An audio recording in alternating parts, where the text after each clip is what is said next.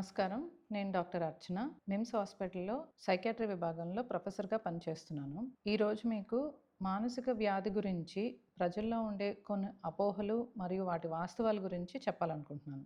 మానసిక వ్యాధి గురించి ఉండే ముఖ్యమైన అపోహ ఏంటంటే, ఈ మానసిక వ్యాధితో బాధపడుతున్న వాళ్ళు నటిస్తున్నారని, కావాలని చేస్తున్నారని అనుకుంటారు. కొంతమంది వాళ్ళు సెన్సిటివ్‌గా ఉన్నారు. అందుకే వీళ్ళకి మానసిక వ్యాధి వచ్చిందనుకుంటారు. కానీ ఇది అపోహ మాత్రమే. ఈ మానసిక వ్యాధి అనేది జెనెటిక్స్ వల్ల కానీ, తీవ్రమైన ఒత్తిడికి లోనవ్వడం వల్ల కానీ, మన బ్రెయిన్‌లో ఉండే కొన్ని రసాయన మార్పుల వల్ల కానీ, మన బ్రెయిన్‌లో ఉండే కొన్ని సమస్యలు, వ్యాధులకు సంబంధించిన బ్రెయిన్‌లో వచ్చే కొన్ని వ్యాధుల వల్ల కానీ వచ్చే అవకాశం అంటూ ఉంటుంది. ప్రజల్లో ఉండే మరొక అపోహ ఏంటంటే, ఈ మానసిక వ్యాధికి సంబంధించిన మందులు ఏవైతే ఉన్నాయో అవి నిద్ర వస్తాయి, ఎక్కువగా మత్తు ఇస్తది, అలవాటైపోతారు అని అనుకుంటారు. ఇది అపోహ మాత్రమే. అందులో ఉన్న వాస్తవం ఏంటంటే, కొన్ని రకాల మాత్రలకు మాత్రమే వాటికి మత్తు వచ్చే అవకాశం ఉంటుంది. అన్ని మాత్రలకు ఇలాగ మత్తు వచ్చేది అంటూ ఉండదు. సైకియాట్రిస్ట్ పర్యవేక్షణలో మీరు ఎప్పుడైతే మందులు వాడతారో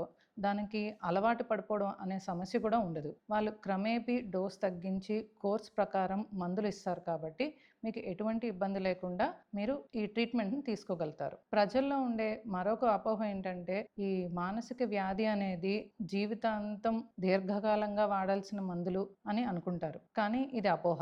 ఇందులో వాస్తవం, మనం ఎప్పుడైతే క్వాలిఫైడ్ సైకియాట్రిస్ట్ దగ్గర మనం మందులు అంటూ తీసుకుంటామో అది కూడా పర్టికులర్‌గా వాళ్ళు కోర్స్ అంటూ ఇస్తారు. ఆ కోర్స్ ప్రకారమే మనం తీసుకుంటే సరిపోతుంది. ఉదాహరణకు కొన్ని సమస్యలకి ఏంటంటే యాంగ్జైటీ డిజార్డర్, డిప్రెషన్, కొన్ని స్ట్రెస్‌కి సంబంధించిన వ్యాధులు, ఇలాంటి వాటికి దీర్ఘకాలంగా వాడాల్సిన అవసరం అంటూ లేదు. కొన్ని ఇతర మానసిక వ్యాధులు, ఉదాహరణకి స్కిజోఫ్రెనియా, బైపోలార్ డిజార్డర్, ఇలాంటివి కొన్ని ఎక్కువ సంవత్సరాలు మందులు వాడాల్సిన అవసరం ఉంటుంది. ఈ అపోహలకు అన్నిటికీతో పాటు ప్రజల్లో ఉండేది, సైకియాట్రిస్ట్ సంప్రదించాలి అంటే చాలా మందికి ఎస్పెషల్లీ మన ఇండియాలో ఎంతగానో నామోషి అంటూ ఉంటుంది. ఎవరేమనుకుంటారో, సొసైటీ ఏమనుకుంటారో, పక్క వాళ్ళు ఏమనుకుంటారో అనేసి సైకియాట్రిస్ట్ని సంప్రదించాలి అని అనుకోరు. వాళ్ళు మానసిక వ్యాధితో ఇబ్బంది పడుతున్నా కూడా, ఎంత తీవ్రమైన ఇబ్బందులు పడుతున్నా కూడా సైకియాట్రిస్ట్ని సంప్రదించకుండా ఉంటారు. కానీ అదే ఇతర దేశాల్లో అయితే వాళ్ళందరూ వెంటనే సైకియాట్రిస్ట్ని సంప్రదించి వాళ్ళ మానసిక వ్యాధికి సంబంధించిన